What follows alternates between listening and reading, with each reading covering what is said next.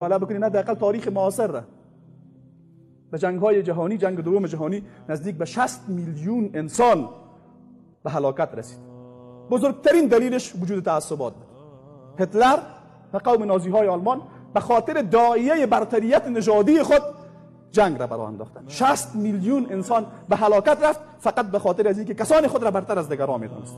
و متاسفانه در دنیا، امیال در جوامع اسلامی هم متاسفانه این مرض خیلی فراگیر شده. هزاران خون ناحق فقط به خاطر تعصبات ریخته میشه. پس برای انسان مسلمان لازم است بدانه هرگاه از لحاظ فکری زبان خود را، نژاد خود را و منطقه خود را و هر معیار دیگه غیر از دین خود را وسیله بر برتریت سر دیگه انسان ها بدانه مؤمن نیست. وقتی یک انسان مسلمانی برادر مسلمان خودش به خاطری که با او در زبان و در نژاد مخالف است برادر خود ندانه به آیه انما المؤمنون اخوه معتقد نیست.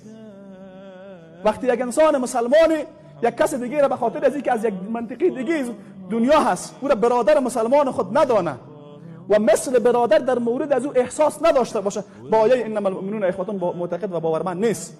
و اگر کسی تفاوت موجود در میان انسان ها از نژاد و زبان و قبیله را دلیل بر برتریت بدانه با آیه یا ایها الناس انا خلقناکم من ذکر و انثى وجعلناکم شعوبا و قبائل لتعارفوا، مؤمن